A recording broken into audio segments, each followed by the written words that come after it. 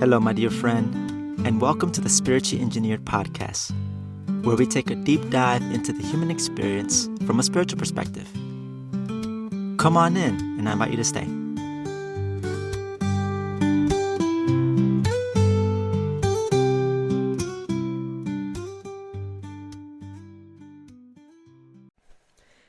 So for this episode, we're going to talk about, from a broader perspective, we're going to talk about a teaching that Master Jesus taught that goes something along the lines of love your neighbor as yourself.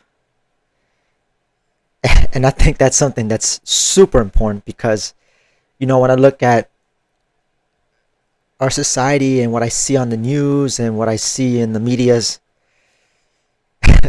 there's a lot of that not happening. Instead of loving, it's just like hating and enemy and whew, it gets really extreme. It's a lot of intensity out there in the space, particularly in the internet. At least what I observe. So let's start it first. Let's talk about anger. Because we all have emotions, like I know I do. And, when it comes to anger in other people, generally, I'm not really that necessarily, I don't get angry with people, not so much. I think for me, I can get into the trap of, not trap, but rather, it is a trap actually. I can get into building resentment. But that's usually because I'm not communicating to the person what's upsetting me regarding them, if that makes sense. And I think when it comes to, emotions in general, I think that's something where working with my emotions as it relates to people is a very essential soft skills that takes practice to build, but I think isn't a very important practice. And yet, when I see the discourse and interactions out there, it really shows just how many people haven't developed this emotional intelligence to work with these emotions, the art of stepping back, when it comes to whatever might be stimulated in me that someone does. And just to be clear too, anger may not be something that stimulates in me often regarding other people, but there's some other stuff that perhaps may stimulate in me, like perhaps feeling irritated or annoyed, judgment. And we'll talk a bit about that in a moment. But going into anger though, I think for me, my relationship with anger has always been, I'm generally pretty chill. And generally pretty chill with people. But when it comes to myself, ooh, this is where my warts and all kind of shows, the ugly parts. But everybody has the aspects of them that perhaps, they may judge as ugly, or, at least I know I would judge it as ugly. I'm telling you right now. But I definitely learned to really reframe it and looking at it as a blessing. Because of the fact that of what the opportunity is there for. But let me kind of share a little bit about anger though. Usually when it comes to anger, I have the couple scenarios where I usually get angry is either when I would misplace something, and perhaps I might be in a rush, or I'm genuinely trying to find something and I really want to find it now. Or if I'm playing video games and I'm in this level and trying to beat something and it's giving me challenges and I just find myself getting angry. When I'm talking angry, I'm unnecessarily angry. I get being a little bit upset. I feel I don't know if you can relate with this when it comes to playing video games, but for me, it's almost like I get angry too far. but not to the extent where I'll punch a wall. Thankfully. But something I've noticed as I'm sharing this, when anger comes up, a key thing for me is noticing that impatient. I'm impatient with myself. I'm impatient with whatever it is what's going on. It's like this antsiness to trying to get somewhere. And if I'm not getting there quickly, almost like trying to get that instant gratification, then that's when I start getting angry. Angry. I may look at situations or people as if like they're obstacles, like you're in my way. But a powerful reframe that I've taken on, any obstacle really isn't there to be in my way. Rather, it's something for me to work through. Like the problem becomes the way, if that makes sense. So whatever stimulates me, and it's not necessarily anger, or I'm just talking about this one example. If I'm emotionally stimulated,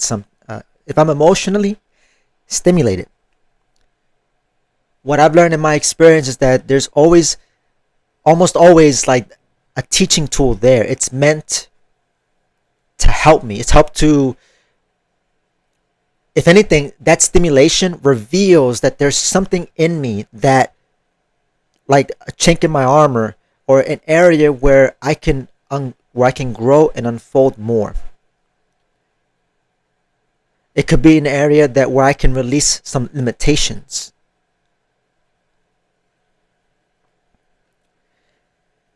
And so when and something that I think about, and I was, suggest you try that out and look at that as if it's not something you consider. Whatever stimulate. It's always a good moment to take a step back, But sometimes people are at different places, and when I feel emotionally stimulated, sometimes I just kind of act very rationally, and that happens sometimes. But I think in my opinion, we owe it to ourselves to be responsible for our emotions, to work with them, to not make them work us. It's like I'm riding the horse isn't riding me. At least the analogy I want to use here. Because I'm sure you can relate of some experiences when your emotions hijacked you and they were playing you. When I think about those experiences, they weren't really pretty. They weren't good. It did invite troubles, and it just all around wasn't really good. But nevertheless, though, it's important to just recognize that what stimulates is there as a teaching tool, as a lens to help, or something to shed light within myself. And so when I catch myself, I consciously try to be appreciative and just tune into gratitude to the person for stimulating this part in me that I can see as an area for me to work on. It's like good practice. When you find yourself stimulated, it's like that stimulation can turn into a spiritual goal. Okay, my spiritual goal here is how can I feel more relaxed, and I feel challenged in a video game. Just an example for myself, right? Feel free to, think of some examples for yourself in your own life. And this, again, it's not exclusively anger. I'm just using it as an example. There are other ways, but usually anger, frustrations, and judgments, coming back to that, usually ends up being stimulated in a lot of people. That happens very often. And another aspect to why I think anger happens is that there is a lack of acceptance. And for me, I'm in a better place when it comes to accepting other people, where I have a little bit of more work on is like accepting myself. But still, like I said, I've come a long way. I'm not saying I'm immune or anything, especially like when it comes to acceptance of the people, because if I'm not accepting, I'm judging, and I definitely fall into that trap. I definitely am guilty of judging other people. But when I think about acceptance, I found myself thinking about forgiveness in a lot of ways, because accepting what's going on in the world and accepting what's happening for my own inner peace. And this is what gets to the practicality of acceptance. Now, I definitely want to give an awareness to and shed some light on, like, accepting doesn't mean just like, what about tolerance? Or so am I just going to settle for this?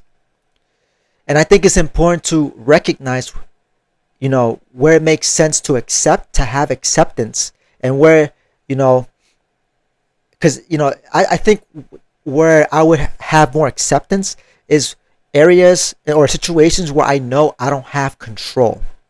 If I have influence, then of course, then I will do my part to, to influence positively. And I do so by example,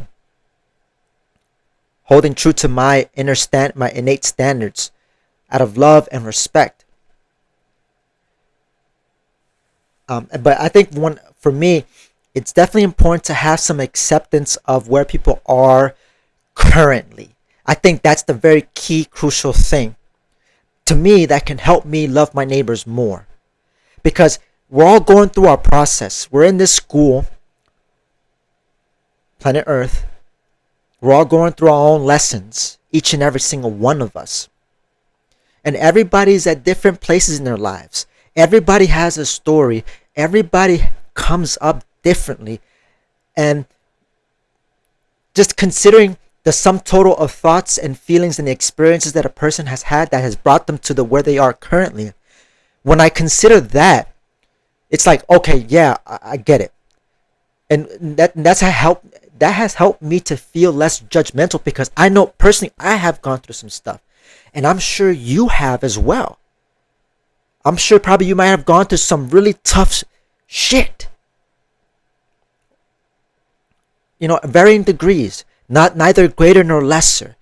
It has impacted you in some way. And so when I think about that, this is for myself, right?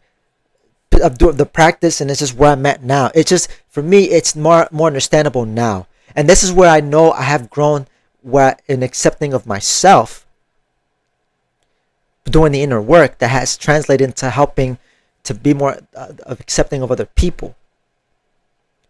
Because if where the dis-ease and the stress, at least for me, can come up, is when I get this part of me that wants to try to control,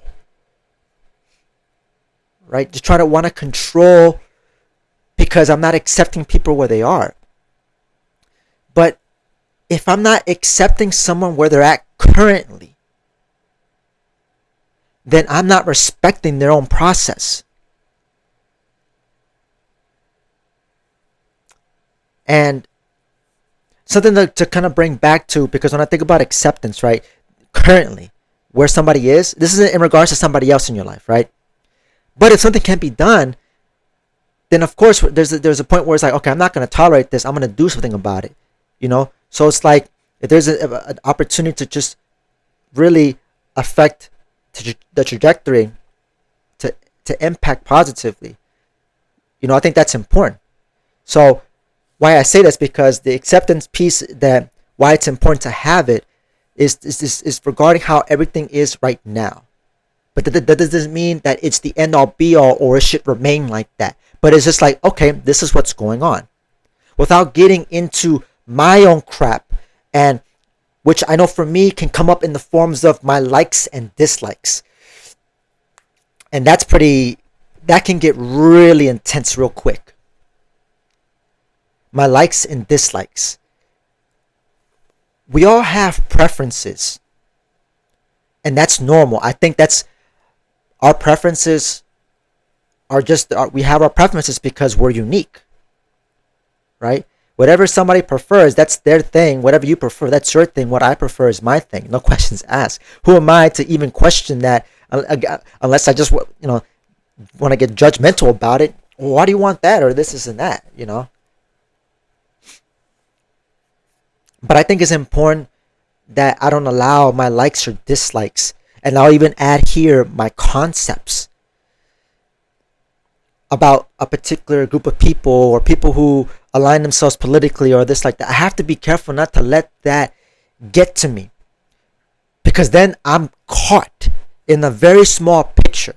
When I know there's the big picture of life and all what we're experiencing, this is a school. We're all here to learn and grow. We're all going through our own thing. That's the big picture. For the sake of our own spiritual evolution, for greater fulfillment, for greater joy, for more freedom, to unfold more freedom. That's my big picture here. This is like my worldview. And this worldview has helped me to feel more inner peace. Right? Because that's really the point. If I'm stressing myself out constantly, doing damage physically and spiritually to myself, what's the point? Like if I'm damaging myself, worrying about things outside of my control, I'm just wasting time and then adding suffering on top of that. And so for me, when I look at spirituality at this point, another aspect of it is practicality. Is it working for me or against me? Because if something I'm doing, think about habits, thought patterns, etc., if they're not working for me, then they're going to work against me. There's a power in decision. And this also connects the theme of like inner leadership. If I don't decide for myself what I want to do, because no one can't do it for me. I can't decide for you what you want or what you're going to do. You have your life. And that's the same for myself and everybody else. Then who else, That's why it is a need, it is essential for us to lead our own lives and be decisive. Because otherwise, if I don't lead myself, if I don't decide, someone else will. And that's just the way of like how energy works in my experience with people. And because of the fact that we're spiritually sensitive and we can pick up thoughts, feelings, emotions, all the things from other people. Because of our spiritual makeup, because of who we are, what we are as a soul, as a spirit. It's part of the game. It's part of the game. So all this, the emotions, the acceptance, and all this, and then of course the judgments that can come up as an obstacle. It's all of this is important. So like when I think about that quote, love your neighbor as yourself, it's really it's not doing it for the sake of necessarily to try to be noble and all, but it's linking in that practical aspect. It's like loving my neighbor because it does better for me than if I go around trying to hate people. What good am I adding to my own life if I'm going around hating on people because of their own particular views or what their beliefs are? What's the point at the end of the day? Do you want to be that sort of individual that just puts up with that and that's it? Because to me, that is a crappy way to live one's own life. That is a crappy way to live one's own life.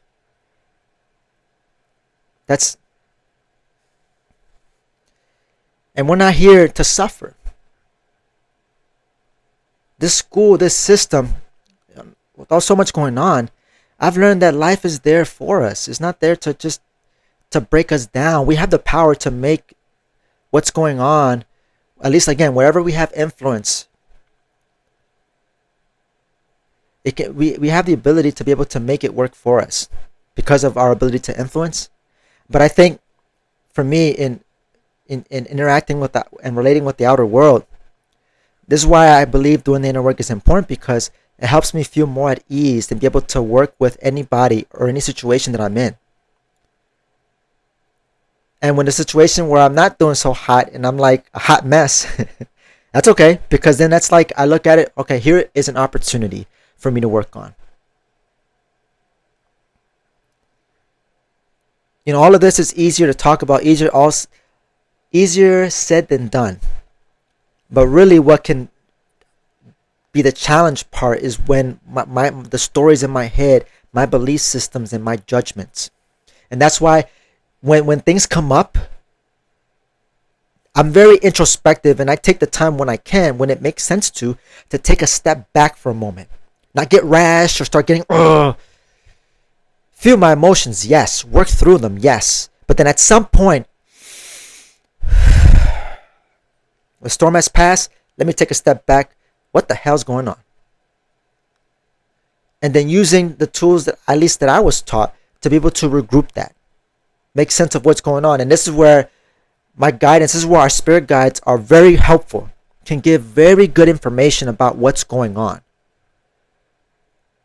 But all the stuff that goes on in our lives, everything, the stimulations and all the things that's happening, is there for us.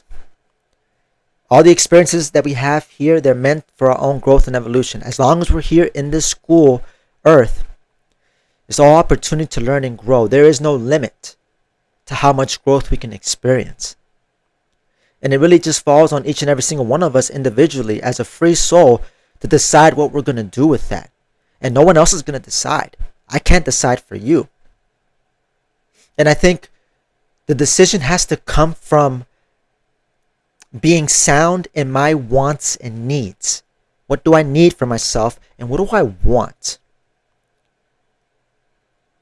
And not the wants that can come up like impulses or like, ooh, stimulation, think like junk food, for example. At least I think about junk food.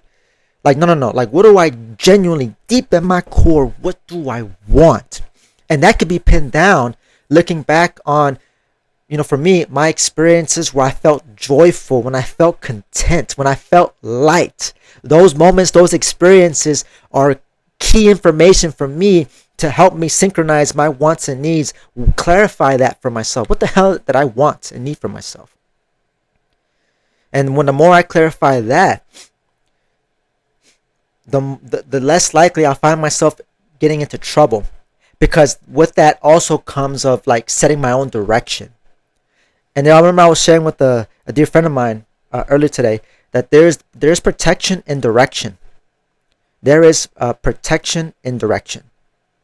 And I think that's a very powerful tool, well, not tool, a quality, if you will, to be able to navigate all the stuff that's going on in the world. Because, like I said, I don't need to go much into details about how crazy and chaotic this world can feel like.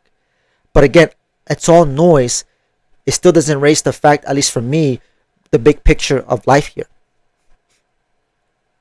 And this is also why I think it's also important to have a big picture to life. Because with that, it just, for me, it just helps me, it makes sense to me. I can't I can't communicate that for you in order for you to get it. You'll have to experience it for yourself. And something I recommend, if you really want to experience that for yourself, because the knowledge definitely is an important key here, is the knowledge and then the experiencing, the working through it, having an experience for the knowledge that makes it wisdom. Take a look at some resources that I have in the show notes here if you really want to work on having that bigger picture, to expand your bigger picture than perhaps within what you currently have, or to build on it, whatever the case may be. If you're someone that's very big picture oriented, I invite you to check it out. There's some there's a free video course series that gives a big picture, and then you have the opportunity to go deeper for yourself and really understand and get to the meat of the essence of life in the most simplest form. Because because what I've come to find is when I've looked at the chaos and a lot of things and the nuances of experiences, I find that they all seem to connect back to a similar core. Like all these roots seem to connect back to like a one tree, if you will. I feel like I'm not using the best example here, but like there seems like all the networks seem to point towards a single core, and within that core, it's like the commonalities of all of us, of what we, based on what we are, why we're here, and all those things. So if you want to expand that more for yourself to help you feel more at peace, more at ease, I invite you to seriously check out the show notes, the links there. Because I've gone through those steps and done the work to be able to get to where I'm at right now. And it really kind of boils down to, with all the stuff that's going on, how much do you care about, your own life and the quality of your life? And I know something, and I'll share this. I think what can get me down is because I genuinely want other people to do well, and it can be hard to feel good about myself when other people aren't having a good time or they might be going through some challenges. But remember what I said about that big picture of everybody's going through the school and they're going through their lessons. That's a reframe for me, not to get caught up in the emotional stories. And yes, it sucks. Don't get me wrong. But what good is it if I'm not doing my part? Doing my part, following my intuition, moving in balance. Because the way I see it, when I feel good about myself, I see it's an inside out. I can actually affect my environment. So even though perhaps, let's say I'm feeling good and I'm talking to a friend and they're not doing so well, but I'm holding space for them and I'm supporting them as best as I can, right? As best as I can. Not trying to be like miraculous or anything like that. Nothing crazy, profound, big, deep, right? Just holding space. You'd be amazed how much energy, how much like the subtle effect that it can have. That's why that's why I believe that when I lead by example and I'm doing my thing and I'm feeling fulfillment and I'm feeling empowered and I do my best to, without exhausting myself, without overextending myself, when I give of myself to people from that place of abundance, not lack, I can only trust and know that they will rub off like the good. Just like how the bad crap can rub off and from other people onto myself, the reverse can also be true too, or the opposite, I guess. The good kind of pouring from me can spill over to other people in their lives. Does that make sense? So like, loving your neighbors as yourself, to me, I think Jesus was also talking about the power of inside out change. All this coming back to the self, not from an egotistical sense, but from a practical sense. A practical sense. I can do a lot, even if I'm going through some stuff and help people, but I can help people much more farther or even better when I make sure I got myself. I always think about that analogy of, right, when I'm in the airplane and like if there's a change in air pressure, I remember the flight attendant always talks about when there's a change in air pressure and then the air masks fall down and everybody's instructed to wear their masks first before helping their neighbor put theirs on. To me, that's a solid example of practicality. I got to make sure I got myself before I start helping other people. So, with the anger and all this stuff, all of this to say is like, to make sure, the key of all of this is just to make sure you got yourself.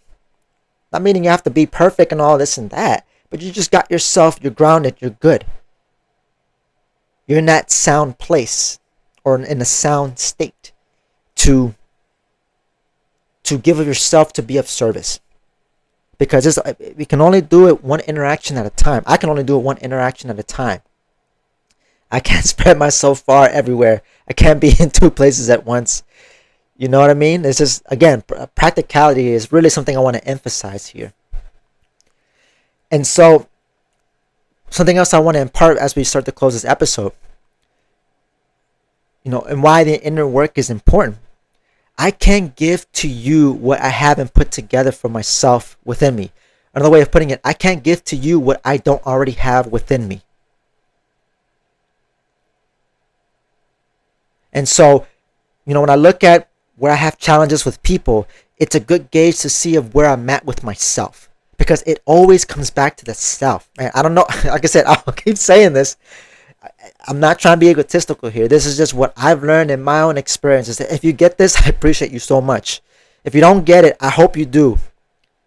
I want to send that intention for you lovingly, that to understand that, because it's crazy.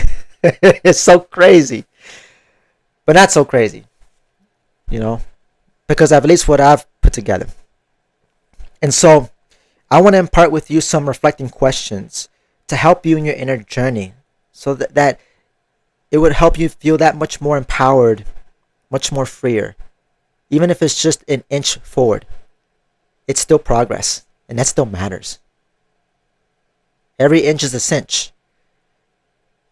You know, it's hard by the yard. I remember there's like a saying there. By the yard, it's hard. So here's some reflecting questions that I'll share with you, and feel free to use them as tools for your own inner journey and expansion, for your own meditative practice. How did I feel before and after I was emotionally stimulated? And what choice would I make differently now? And for that question, think about a recent experience, or any experience really that stands out to you. How accepting am I towards others and myself? In what ways do I judge other people and myself?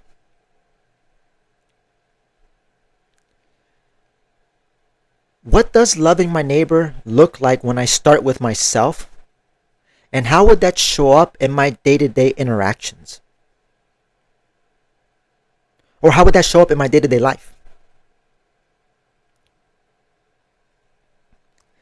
So I'll leave those questions for you as a way for you to get some clues about what's going on into your own state in your own journey. And then it just really falls upon you what to do with that information. This is where the refinement piece comes into play. Like, okay, what I would do differently, at least the way I see it, what I would do differently is XYZ. So I hope I hope you gain a lot of good insights or information into your own journey, into your own self. Because the more insights and the more awareness, at least that I have for myself, the more opportunity I can work on the chinks in my armor, so that I can start really being more consistently present, showing up, being of service, and really more so just being on that track of embracing everything life has to offer. Because I do believe life has to offer the best things. But I think many of us, myself included, through my training and programming, choose the less or lesser than, or choose like the crap, selling for the crumbs when we all have the whole cake. And I would like for you to claim your own entire cake and enjoy it so much. Relish it. Share it if you want. However you want to use it, but it's all yours. So I'll leave it there, my friend. And this has been another episode of Spiritual Engineered. I'm your host, Alvin Cepeda, signing out. And as always, take care, my dear friend.